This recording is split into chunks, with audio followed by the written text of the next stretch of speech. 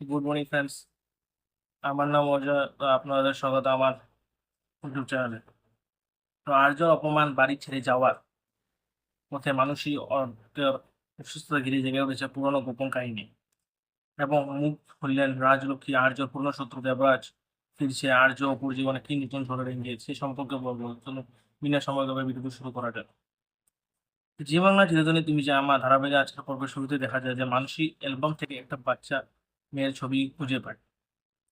তারপর অর্ককে এই নিয়ে প্রশ্ন করতে সে এমন অসুস্থ হয়ে পড়ে রাজলক্ষ্মী এসে পরিস্থিতি সামাল দিতে পারে না, তখন আর্য এসে ভাইয়ের এই অবস্থা থেকে খুব রেগে যায়। মানসীকে প্রশ্ন করে কে অধিকার দিয়েছে স্টোর রুমে ঢুকে অতীত নিয়ে আলোচনা করার।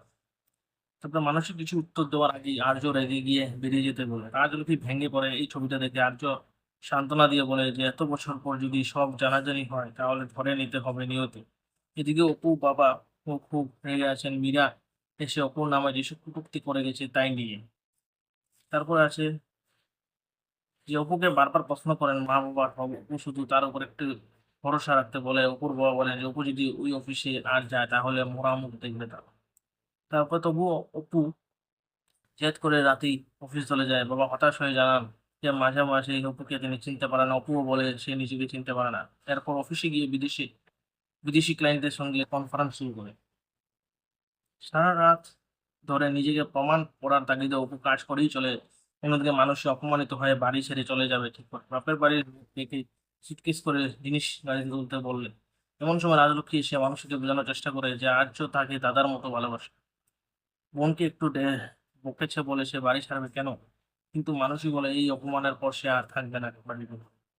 মানুষের অভিযোগে বাড়িতে তার বউয়ের সম্মানটুকুও নেই। সবকিছু আর্যর কথায় চলে এই বাড়িতে, এমনকি বাড়ির কোনো ঘটনা তাকে জানানো হয় না। আর্য ক্ষমা চায় মানুষের কাছে, মানুষ জানতে চায় সেই ছবির বাচ্চা মেয়েটি কে, না বললে সে এই বাড়িতে থাকবে না। তর্ক অসুস্থ অবস্থায় সে জানায় যে মেয়েটি তাদের কেউ নয়। রাজলক্ষ্মী যদি বলে মেয়েটি তাদের খুব কাছের একজন, তবুও নাম বলে না। এইদিকে মানুষই ছাড়ার পাত্রী নয়। সে ঠিক করে যে এই সমস্যার সমাধান এই বাড়িতে থেকেই বের করতে হবে। আর্য মানুষকে অনুরোধ করে যে অর্কুকে নিয়ে ঘরে যেতে। এরপর দেখানো হয় যে হাসপাতালে অর্জুন পুরনো শত্রু দেবরাজ ধীরে ধীরে অসুস্থ হয়ে উঠেছে। শেষে দেখা যায় যে সকাল হয়ে গেছে, অপু কাজ করতে করতে ঘুমিয়ে পড়েছে অফিসে। নিজেকে কি প্রমাণ করতে পারবে অপু, সেটাও এখন দেখার মতো।